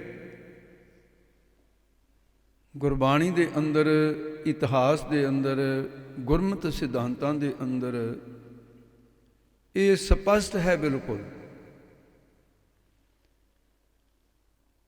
ਕਿ ਜਿਹੜੀ ਮਨੁੱਖਾ ਦੇਹੀ ਹੈ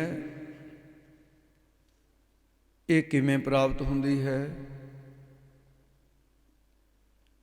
ਕਰਮੀ ਆਵੈ ਕੱਪੜਾ, ਇਹ ਕਰਮਾਂ ਦਾ ਬੁਣਿਆ ਹੋਇਆ ਕੱਪੜਾ ਹੈ। ਕੱਪੜਾ ਜਦੋਂ ਬੁਣੀਦਾ ਤਾਣਾ ਤੇ ਪੇਟੇ ਦੋ ਦੇ ਨਾਲ ਬੁਣ ਹੁੰਦਾ ਹੈ।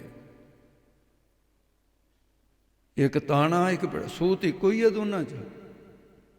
ਪੇਟੇ 'ਚ ਵੀ ਸੂਤ ਹੈ, ਤਾਣੇ 'ਚ ਵੀ ਸੂਤ ਹੈ, ਪਰ ਬੁਣ ਉਹਦੇ ਨਾਲ ਹੁੰਦਾ ਹੈ।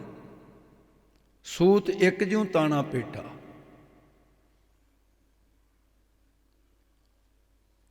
ਦੋ ਤਰ੍ਹਾਂ ਦਾ ਕਰਮ ਹੈ। ਤਾਣੇ ਪੇਟੀ ਦੀ ਤਰ੍ਹਾਂ ਇਹ ਸਰੀਰ ਐਵੇਂ ਨਹੀਂ ਬਣਦਾ। ਇਹਦੇ ਵਿੱਚ ਭਾਈ ਪੁੰਨ ਤੇ ਪਾਪ ਤਾਣੇ ਪੇਟੇ ਵਾਂਗੂ ਨੇ।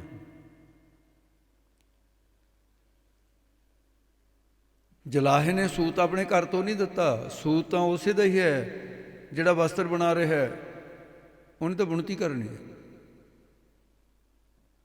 ਬ੍ਰਹਮਾ ਨੇ ਤਾਂ ਸਰੀਰ ਜਿਹੜਾ ਹੈ, ਸਰੀਰ ਦੀ ਗੰਢ ਤੁੰਬ ਕਰਨੀ ਹੈ।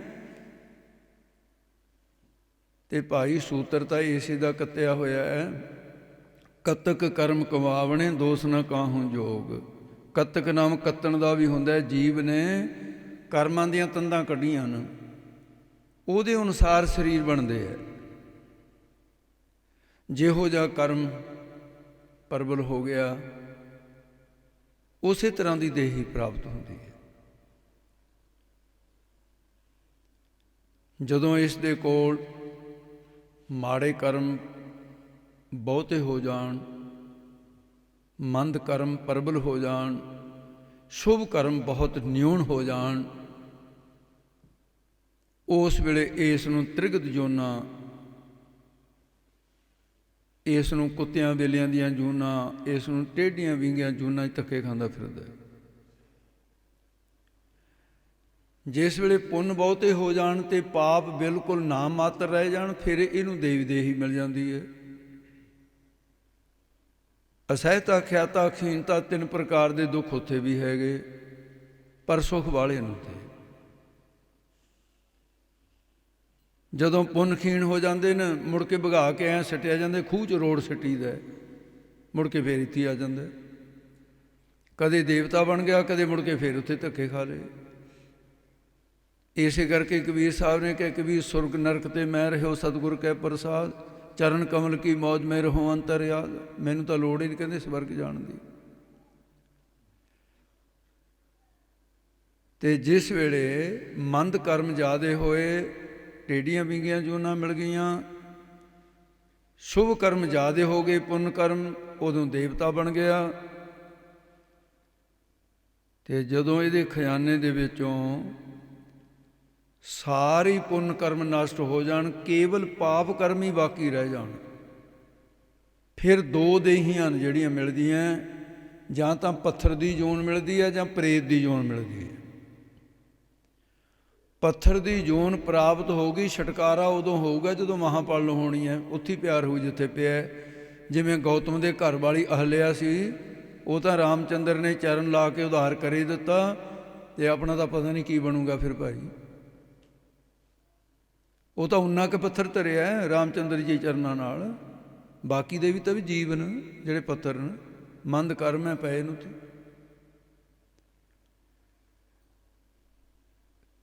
ते जां फिर प्रेत की जून।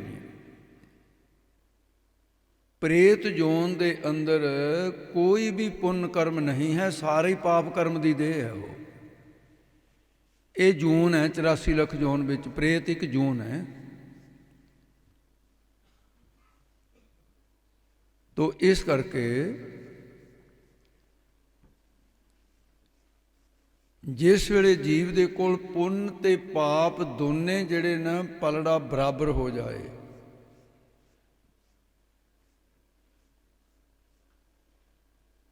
ते यानी ना पाप कर्म ज़्यादा होण ना पुण्य कर्म ज़्यादा होण, बराबर हो जाण, पलड़ा पूरा बराबर हो जाए, उस वेले फिर परमेश्वर के विधान अनुसार जीव नूं मनुखा शरीर प्राप्त होंदा है।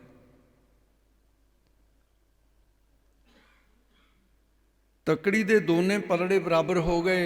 करोड़ां जन्मां तो बाद, करोड़ां युगां तो बाद बाई चांस किते जीव नूं इन्ना औखा है मनुखा शरीर तक पहुँचना, डिगदे पैंदे ते किते धक्के खादे, किते किते आ कुत्ते दी जून है। तुसीं देखो बेचारा रोटी दा भुखा है, बार बार आउंदा ते डंडे पैंदे उहदे सिर दे विच, कई तां लत्तां तोड़ दिंदे, ये कुत्ता तंग करदा है। कादी जून है? पाप कर्म है, निरादर हो रहे। इस करके साध संगत जी भी ये जून जिहड़ी है ना मनुख शरीर बहुत दुर्लभ है। एक तां शुभ कर्म जिहड़े सी, शुभ कर्मां दी देन है। पुण्य ते पाप पलड़ा हो गया बराबर, ते फिर बादशाह अकाल पुरख है, वो हुक्म करदा है, वो अपने वजीर नौकर चाकर धर्मराज ब्रह्मा विष्णु सब उहदे नौकर न, वो अपने वजीरां नूं हुक्म करदा भी इस नूं हुण चंदन दा बाग दे दिओ। चंदन दा बाग की है? मनुखा शरीर चंदन दा बाग है। ਇਹਦਾ हर श्वास चंदन की लकड़ है। परमेश्वर ने यह बाग दिता है सानू, तुहानू दिता है, मैनू दिता है, सबना नू दिता है। बई कईयां ने तो ये कोले कर ले, जिहड़े रहिंदे ने वो तो बच जीए। असीं की कीता है? जो उस मूर्ख लकड़हारे ने कीता है वो स्वयं असीं कर रहे हैं। उहने उहदे च भट्ठी लाई सी ते असीं अपने अंतशकरण दे विच काम क्रोधी भट्ठी नहीं लाई, तो होर की कीता होया है। हर श्वास चंदन की लकड़ है, ते असीं उहनूं फूक के कोले बना रहे हैं। ते कोले बनने तो बाद अपना भी सिर मूँह काला हुंदा है, विकारां ने होर की करना है। कहंदे फलाने ने खेह उड़ा दी, फलाने की खेह उड़ गई, फलाने ने स्वाह पा ली सिर च। बेविचार करनों ये अखर वरते जाते। ਇਹਦੇ 'ਚ ਅਸੀਂ ਸਵਾਸਾਂ रूपी चंदन ਦੀਆਂ ਲੱਕੜਾਂ फूक फूक के कोले बनाई जा रहे हैं। ਜਿਹੜੇ ਸੌਂ के वो भी कोले बन गए। ਜਿਹੜੇ ਅਸੀਂ ਗੱਲਾਂ ਕਰਦੇ ਹਾਂ, ਨਿੰਦਿਆ ਕਰਦੇ ਹਾਂ, ਚੁਗਲੀ ਕਰਦੇ ਹਾਂ, ਉਹ ਕੋਲੇ ਹੀ ਕੋਲੇ ਬਣ ਰਹੇ ਨੇ। ਸਾਡੇ ਪੱਲੇ ਕੋਲੇ ਹੀ ਰਹਿ ਜਾਣਗੇ, ਹੋਰ ਕੱਖ ਵੀ ਨਹੀਂ ਰਹਿਣਾ।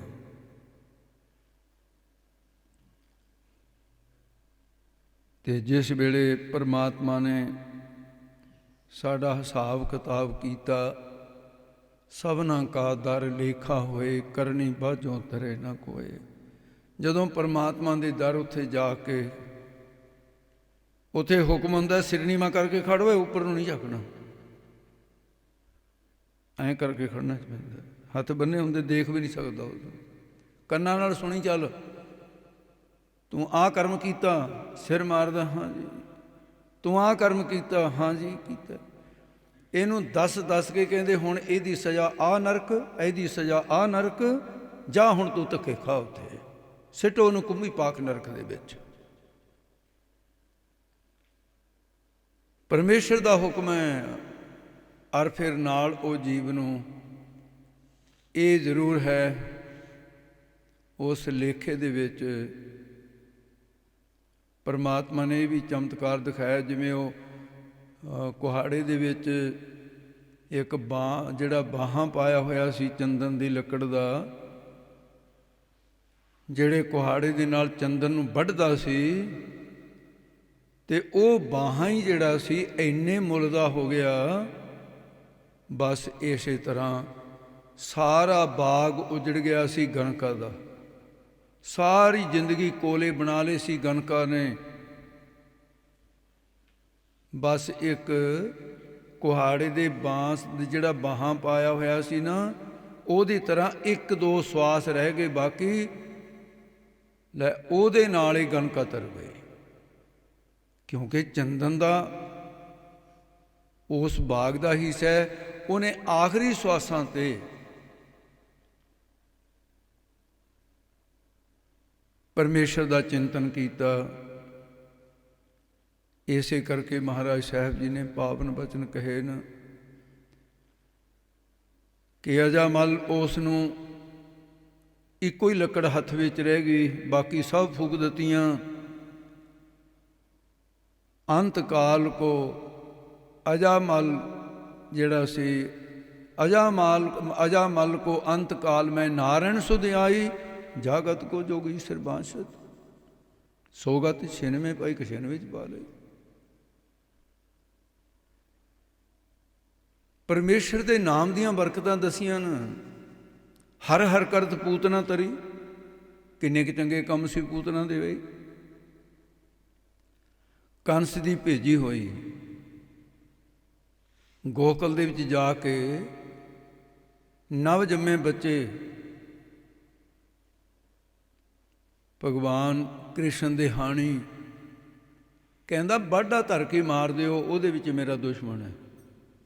ਸਾਰੇ ਨਿਆਣੇ ਮਾਰ ਦਿੱਤੇ। ਇਸ ਕਰਕੇ ਬਾਲ ਘਾਤ ਨਹੀਂ ਕਿਹਾ ਉਸਨੇ। ਬੱਚੇ ਦੇ ਮਾਰਨ ਦਾ ਤਾਂ ਬਹੁਤ ਹੀ ਵੱਡਾ ਪਾਪ ਹੈ। ਦੁਸ਼ਮਣ ਦਾ ਬੱਚਾ ਹੋਵੇ ਉਹ ਵੀ ਨਹੀਂ ਮਾਰੀਦਾ ਭਾਈ। ਪਰ ਅੰਤ ਦੇ ਵੇਲੇ ਉਹਦੀ ਰਸਨਾ ਦੇ ਉੱਤੇ ਪਰਮਾਤਮਾ ਦਾ ਨਾਮ ਆਇਆ, ਕੀਤੀ ਮੌਂ ਤੁਲ ਸਹੇਲੀ।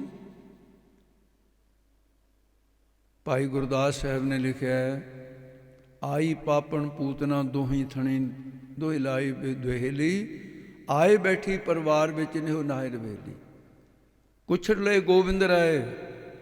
ਇਹ ਸਾਰੀ ਕਹਾਣੀ ਲਿਖੀ ਹੈ ਭਗਵਾਨ ਕ੍ਰਿਸ਼ਨ ਜੀ ਨੇ। ਦੁਸ਼ਮਣ ਦਾ ਵੀ ਆਧਾਰ ਇਸ ਕਰਕੇ ਕੀਤਾ ਕਿ ਇੱਕ ਤਾਂ ਮਾਂ ਦਾ ਅਧਿਕਾਰ ਹੈ, ਉਹ ਆਪਣੇ ਦੁੱਧ ਦਾ ਚਸ਼ਮਾ ਪੁੱਤ ਦੇ ਮੂੰਹ 'ਚ ਦਿੰਦੀ ਹੈ। ਭਗਵਾਨ ਕ੍ਰਿਸ਼ਨ ਕਹਿੰਦੇ ਵੀ ਫਿਰ ਵੀ ਮਾਂ ਤਾਂ ਮਾਂ ਹੀ ਆ, ਚਾਹੇ ਜ਼ਹਿਰ ਲਾ ਕੇ ਆ ਗਈ ਸੀ, ਮਾਂ ਦੇ ਬਰਾਬਰ ਹੀ ਰਿਸ਼ਤਾ ਬਣਾ ਲਿਆ। ਕਹਿੰਦੇ ਜਾ ਤੇਰਾ ਵੀ ਉਧਾਰ ਕੀਤਾ, ਮੇਰਾ ਨਾਂ ਲਿਆ ਹੀਰ ਦੇ ਵਿੱਚ, ਕੀਤੀ ਮੌਂ ਤੁਲ ਸਹੇਲੀ। ਅੰਤ ਵੇਲੇ ਚੰਦਨ ਦੀ ਇੱਕ ਲੱਕੜ ਉਹਦੇ ਕੋਲ ਹੈ, ਰਾਖਸ਼ਣੀ ਹੈ ਉਹ। ਹਰ ਹਰ ਕਰਤ ਪੂਤਨਾ ਤਰੀ, ਉਹ ਵੀ ਤਰ ਗਈ। ਹਰ ਕੋ ਨਾਮ ਸਦਾ ਸੁਖਦਾਈ, ਜਾ ਕੋ ਸਿਮਰ ਅਜਾਮਲ ਉਦਰਿਓ, ਗਨਕਾ ਹੋ ਖਤ ਪਾਈ। ਇਸ ਕਰਕੇ ਇੱਕ ਸਵਾਸ ਵੀ ਸਾਂਭਿਆ ਗਿਆ ਜ਼ਿੰਦਗੀ ਦਾ। ਪਰ ਇਹ ਧਿਆਨ ਰੱਖਣ ਦੀ ਲੋੜ ਹੈ ਵੀ ਜ਼ਿੰਦਗੀ ਦੇ ਵਿੱਚ ਜਿਹੜਾ ਬਹੁਤਾ ਅਭਿਆਸ ਹੈ ਨਾ, ਜਿਹੜੀ ਚੀਜ਼ ਦਾ ਹੁੰਦਾ, ਮਰਨ ਵੇਲੇ ਉਸੇ ਵੱਲ ਜਾਊਗਾ, ਸੁਰਤੀ ਉਧਰ ਹੀ ਜਾਊਗੀ।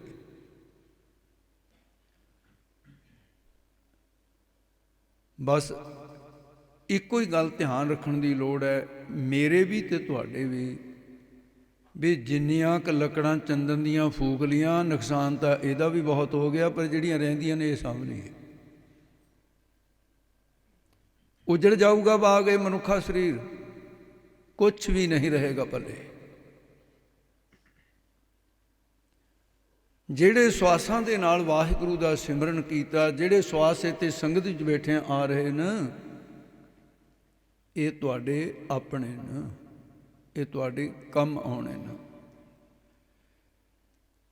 ਨਹੀਂ ਤਾਂ ਲੇਖਾ ਤਾਂ ਵਹੀ ਹੋਣਾ ਹੈ। ਨਾਨਕ ਆਖੈ ਰੇ ਮਨਾ, ਸੁਣੀਆਂ ਸਿੱਖ ਸਹੀ, ਲੇਖਾ ਰੱਬ ਮਗੇਸੀਆ। ਬੈਠਾ ਕੱਢ ਵਹੀ। ਕੀ ਕਰਾਂਗੇ ਉੱਥੇ ਜਾ ਕੇ? ਕੀ ਸੰਸਾਰ ਤੋਂ ਮੂੰਹ ਕਾਲਾ ਕਰਾ ਕੇ ਜਾਣਾ? ਮੂੰਹ ਸਿਰ ਕਾਲਾ ਹੋਇਆ ਵਾ ਫੇਰ ਜਾਣਾ ਉੱਥੇ? ਸਰੀਰ ਦੇ ਵਿੱਚੋਂ ਜਮਦੂਤਾਂ ਨੇ ਪਹਿਲਾਂ ਤਾਂ ਕੱਢਣਾ ਹੀ ਇਹੋ ਜਿਹੇ ਸਵਾਗਤ ਨਾਲ ਆਇਆ ਵੀ ਜਿੰਦ ਨਮਾਣੀ ਕੱਢੀਏ ਹੱਡਾਂ ਕੋ ਕੜਕਾਏ। ਪਹਿਲਾਂ ਤਾਂ ਇੱਥੇ ਹੀ ਸਵਾਗਤ ਹੋ ਜਾਂਦਾ। ਮਲਕਲ ਮੌਤ ਜਾਂ ਆਪਸੀ ਸਭ ਦਰਵਾਜ਼ੇ ਭੰਨ, ਜ਼ਬਾਨ ਕਰ ਦਿੰਦੇ ਬੰਦ ਵੀ ਇਹ ਦੱਸ ਨਾ ਸਕੇ। ਇੱਕ ਬੰਦੇ ਦੀ ਜ਼ਬਾਨ ਖੁੱਲ੍ਹੀ ਰਹਿ ਗਈ, ਕਿਤੇ ਕਿਤੇ ਉਹਨਾਂ ਕੋਲੋਂ ਵੀ ਗਲਤੀ ਹੋ ਜਾਂਦੀ। ਜ਼ਬਾਨ ਖੁੱਲ੍ਹੀ ਰਹਿ ਗਈ ਤੇ ਉਹਨੂੰ ਦੇਖਣ ਲੱਗ ਗਏ। ਮੈਂ ਉਹਦੇ ਕੋਲ ਬੈਠਾ, ਮੈਂ ਕੋਈ ਸੁਣੀ ਹੋਈ ਗੱਲ ਨਹੀਂ ਕਰਦਾ, ਮੈਂ ਉੱਤੇ ਕੋਲ ਬੈਠਾ, ਉਹਦੀ ਖਬਰ ਲੈਣ ਵਾਸਤੇ ਗਿਆ ਸੀ। ਉਹ ਦੋਵੇਂ ਹੱਥ ਜੋੜ ਕੇ ਮੈਨੂੰ ਕਹਿੰਦਾ, ਗਿਆਨੀ ਜੀ ਤੁਸੀਂ ਇੱਥੋਂ ਚਲੇ ਜਾਓ। ਮੈਂ ਪਹਿਲਾਂ ਤਾਂ ਬੜਾ ਹੈਰਾਨ ਹੋਇਆ ਵੀ ਜਿਹਦੇ ਨਾਲ ਥੋੜ੍ਹਾ ਬਹੁਤ ਸਨੇਹ ਹੋਵੇ, ਮੈਂ ਉਹਦੀ ਖਬਰ ਲੈਣ ਵਾਸਤੇ ਆ, ਉਹ ਕਹਿੰਦਾ ਇੱਥੋਂ ਚਲਾ ਜਾ। ਮੈਂ ਕਿਹਾ ਕਿਉਂ? ਇਹ ਸਮਾਂ ਤੇਰੇ ਕੋਲੋਂ ਜਾਣ ਦਾ ਨਹੀਂ ਹੈ, ਇਸ ਕਰਕੇ ਮੈਂ ਨਹੀਂ ਜਾਵਾਂਗਾ। ਤੂੰ ਹੱਥ ਬੰਨ੍ਹ ਕੇ ਕਿਉਂ ਕਹਿ ਰਿਹਾ ਹੈ ਵੀ ਚਲੇ ਜਾਓ? ਉਹ ਕਹਿੰਦਾ ਮੈਂ ਹੱਥ ਬੰਨ੍ਹ ਕੇ ਤਾਂ ਕਹਿ ਰਿਹਾ ਵੀ ਮੈਨੂੰ ਤਾਂ ਹੁਣ ਛੱਡਣਾ ਨਹੀਂ, ਇਹਨਾਂ ਨੇ ਲੈ ਕੇ ਜਾਣਗੇ, ਇਹਨਾਂ ਦੇ ਹੱਥਾਂ ਵਿੱਚ ਸੋਟੇ ਨੇ ਤੇ ਤੂੰ ਖਾਲੀ ਹੱਥ ਬੈਠਾ ਹੈ। ਮੇਰੇ ਸਮਝ ਆਈ ਗੱਲ ਵੀ ਇਹ ਪਾਣਾ ਵਰਤੂਗਾ ਹੁਣ। ਮੇਰੇ ਅੱਖਾਂ ਦੇ ਸਾਹਮਣੇ ਮੈਂ ਕੰਨਾਂ ਨਾਲ ਸੁਣੀ ਹੋਈ ਗੱਲ ਉਹੀ ਕਹਿ ਰਿਹਾ ਜਿਹੜੀ PGI ਦੇ 'ਚ ਵਾਪਰੀ ਹੋਈ ਹੈ। ਮੈਂ ਸੋਚਿਆ ਵੀ ਗ੍ਰੰਥਾਂ 'ਚ ਤਾਂ ਬਹੁਤ ਗੱਲਾਂ ਪੜ੍ਹ ਲਈਆਂ ਇਹ, ਪਰ ਅੱਜ ਪ੍ਰਤੱਖ ਹੋਣ ਲੱਗੀ ਹੈ ਵੀ ਜਿੰਨਾ ਕਿ ਮੈਂ ਇਹਦੇ 'ਤੇ ਹੋਰ ਲੱਭ ਸਕਦਾ, ਖੋਜ ਸਕਦਾ, ਮੈਂ ਪੁੱਛੀ ਗਿਆ ਉਹਨੂੰ। ਮੈਂ ਕਿਹਾ ਵੀ ਤੈਨੂੰ ਇਕੱਲੇ ਨੂੰ ਵੀ ਲੈਣ ਆਏ ਨੇ ਕਿ ਹੋਰ ਨੂੰ ਵੀ ਲੈ ਕੇ ਜਾਣਗੇ? ਕਹਿੰਦਾ ਉਹ ਤੰਬੂ ਲੱਗਿਆ ਹੋਇਆ ਹੈ, ਫੜ ਫੜ ਕੇ ਉਹਦੇ 'ਚ ਡੱਕੀ ਜਾਂਦੇ ਨੇ। ਇਹ ਸ਼ਬਦ ਉਹਦਾ ਹੈ, ਮੇਰਾ ਨਹੀਂ। ਕਹਿੰਦਾ ਫੜ ਫੜ ਕੇ ਉਹਦੇ 'ਚ ਡੱਕੀ ਜਾਂਦੇ ਨੇ। ਡਰਦੇ ਰਹੀਏ ਪਰਮੇਸ਼ਰ ਤੋਂ। ਕਬੀਰ ਲੇਖਾ ਦੇਣਾ ਸੁਹੇਲਾ, ਜੋ ਦਿਲ ਸੂਚੀ ਹੋਏ, ਤੇ ਸਾਚੇ ਦੀਵਾਨ में पल्ला न पकड़े। रेरे दरगाह कहे ना कोई, रेरे दरगाह कहे ना कोई, आओ बैठ आदर शुभ देव। ਤੁਹਾਡੇ ਸਾਹਮਣੇ ਹੈ ਮਹਾਂਪੁਰਸ਼ਾਂ ਨੇ ਜੇ ਕਰਨੀ ਕੀਤੀ ਹੈ, ਇਹਨਾਂ ਦੇ ਤਪ ਦਾ ਪ੍ਰਤਾਪ ਹੈ। ਇੱਥੋਂ ਅਸੀਂ ਇਹ ਸਿੱਖਿਆ ਲੈ ਕੇ ਜਾਈਏ ਵੀ ਆਖਰ ਮਨੁੱਖਾ ਸਰੀਰ ਤਾਂ ਸਾਡੇ ਵਰਗਾ ਹੀ ਹੈ ਮਹਾਂਪੁਰਸ਼ਾਂ ਦੇ ਕੋਲ ਵੀ। ਇਹ ਕੀ ਹੋ ਰਿਹਾ ਹੈ? ਕਿਉਂ ਇੰਨੀ ਇਕਾਗਰਤਾ ਇੱਥੇ? ਇਹ ਪ੍ਰਤਾਪ ਹੈ ਉਹਨਾਂ ਦੀ ਇਕਾਗਰਤਾ। ਸੋ ਇਸ ਕਰਕੇ ਇੱਥੇ ਆਪਾਂ ਨੂੰ ਮਹਾਂਪੁਰਸ਼, ਉਹਨਾਂ ਨੇ ਤਾਂ ਆਪਣਾ ਜਨਮ ਸਵਾਰ ਲਿਆ,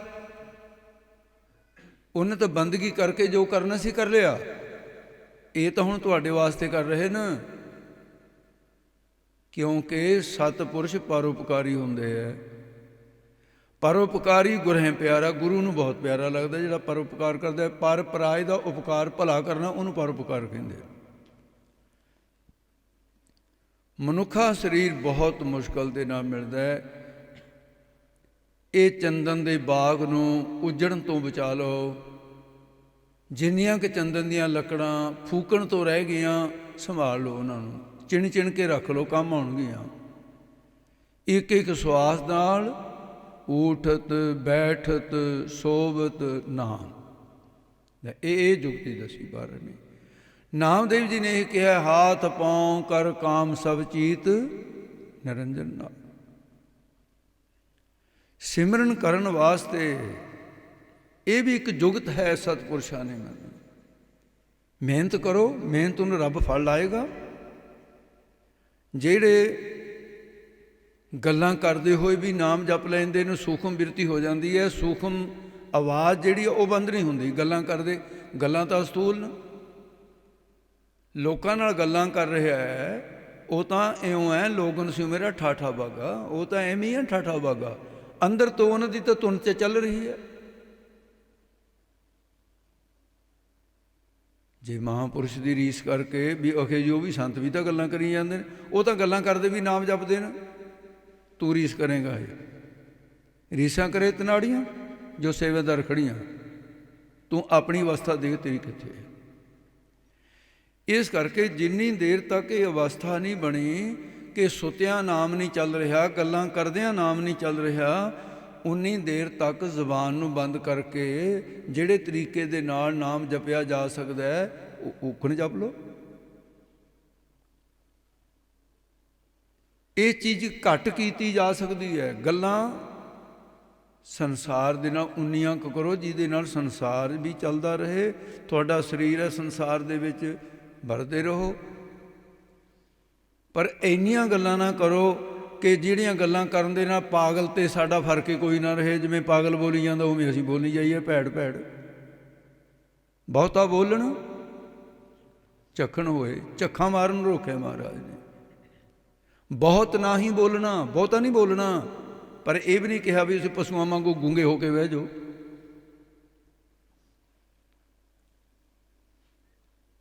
ਇਸ ਕਰਕੇ ਗੁਰੂ ਸਾਹਿਬ ਨੇ ਜੋ ਗੁਰਮਤਿ ਸਿਧਾਂਤਾਂ ਦੇ ਅੰਦਰ ਸਾਨੂੰ ਦਿੱਤਾ ਹੈ ਤੇ ਉਹਦੇ ਅਨੁਸਾਰ ਜੋ ਕਬੀਰ ਸਾਹਿਬ ਨੇ ਕਿਹਾ, ਕਬੀਰ ਮਾਨਸ ਜਨਮ ਦੁਲੰਭ ਹੈ, ਹੋਏ ਨਾ ਬਾਰੇ ਬਾਰ, ਜਿਉਂ ਵਨ ਫਲ ਪਾਕੇ ਭੋਏ ਗ੍ਰਹਿ। ਇੱਕ ਵਾਰੀ ਬਿਰਸ਼ ਤੋਂ ਫਲ ਟੁੱਟ ਕੇ ਧਰਤੀ ਤੇ ਡਿੱਗ ਤਾਂ ਜਾਏ, ਮੁੜ ਕੇ ਬਿਰਸ਼ ਦੀ ਟਾਹਣੀ ਦੇ ਨਾਲ ਨਹੀਂ ਲੱਗੇਗਾ, ਕਿਉਂਕਿ ਟਹਿਣੀ ਸੁੱਕ ਗਈ। ਟਹਿਣੀ ਸੁੱਕਣ ਤੋਂ ਹੀ ਫਲ ਹੇਠਾਂ ਡਿੱਗਿਆ। ਇਹ ਦ੍ਰਿਸ਼ਟਾਂਤ ਦਿੱਤਾ ਹੈ।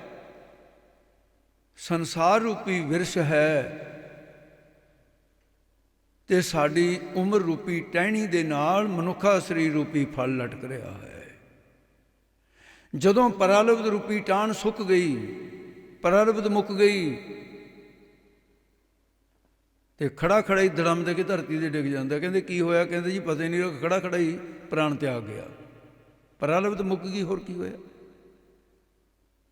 ਜਦੋਂ ਮੇਰੀ ਮੁੱਕ ਗਈ, ਕਿਸੇ ਵੀ ਬਹਾਨੇ ਮੈਂ ਚਲਿਆ ਜਾਊਂਗਾ, ਜਦੋਂ ਤੁਹਾਡੀ ਮੁੱਕੀ ਤੁਸੀਂ ਚਲੇ ਜਾਓ। ਇਹ ਸੋਚੋ, ਇੱਕ ਦਿਨ ਨਹੀਂ ਹਰ ਰੋਜ਼ ਸੋਚੋ, ਔਰ ਰਾਤ ਨੂੰ ਸੌਣ ਤੋਂ ਪਹਿਲਾਂ ਇੱਕ ਵਾਰੀ ਜ਼ਰੂਰ ਸੋਚੋ ਵੀ ਮੈਂ ਜਿਸ ਦਿਨ ਦੇ ਵਿੱਚ ਕੀ ਕੀ ਕੀਤਾ ਹੈ। ਆਪਣਾ ਲੇਖਾ ਜੋਖਾ ਆਪ ਕਰੋ। ਮੈਂ ਉੱਠਿਆ ਕਿੰਨੇ ਵਜੇ ਆਇਆ? ਗੁਰੂ ਦਾ ਕੀ ਹੁਕਮ ਸੀ ਕਿ ਸਵਾ ਪਹਿਰ ਦੇ ਤੜਕੇ ਉੱਠਣਾ। ਤੂੰ ਕਿੰਨੇ ਵਜੇ ਉੱਠਿਆ? ਆਪਣੇ ਮਨ ਨੂੰ ਲਾਹਣ ਤਾਂ ਪਾਓ ਕਿ ਮਨਾ ਕੱਲ੍ਹ ਨੂੰ ਸਵੇਰੇ ਤੜਕੇ ਉੱਠੀ, ਸਵਖਤੇ ਉੱਠ।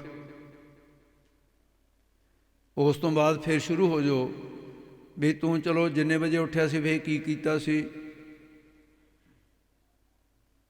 ਕਿੰਨੀ ਵਾਰੀ ਬੁਰਾ ਦੇਖਿਆ, ਕਿੰਨੀ ਵਾਰੀ ਬੁਰਾ ਸੁਣਿਆ, ਕਿੰਨੀ ਵਾਰੀ ਬੁਰਾ ਬੋਲਿਆ, ਕਿੰਨੀ ਵਾਰੀ ਬੁਰੇ ਕਰਮ ਕੀਤੇ ਸਰੀਰ ਦੁਆਰਾ ਵੀ ਮਨ ਦੁਆਰਾ, ਕਿੰਨੀ ਮੰਦੀਆਂ ਵਾਸ਼ਨਾ ਫੁਰੀਆਂ।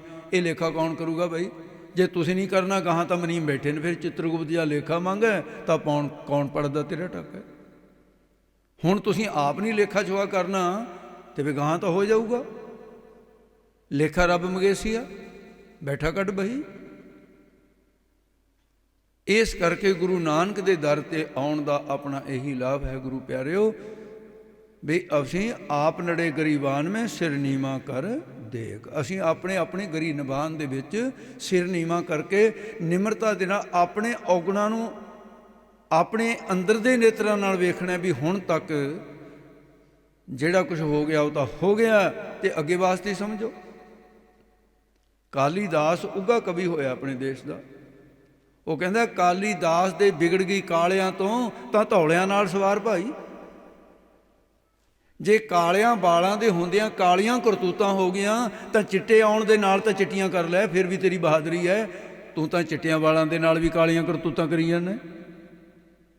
कोई शर्म धर्म तेरे नेड़े तेड़े है नहीं, शर्म धर्म तो छप खलोए, कूड़ फिरे प्रधान वे ला लो, तेरी तो यह हालत हो गई है। इस करके भाई चंदन का भाग है, संगत दे विचों आपां नूं गुरु साहब यही सिक्ख्या देंदे है। जिहड़ा उजड़ गया, बाकी दा तां संभाल लो। अज दी कथा का विचार इन्ना ही समझना, समा हो गया है, भुल्लां चूकां दी खिमा करनी। बाकी हुण अगला जिहड़ा जो स्थानक मर्यादा है उहदे अनुसार स्टेज गुरमुख संभालणगे। दास नूं आग्या बख्शिश करो। वाहिगुरू जी का खालसा, वाहिगुरू जी।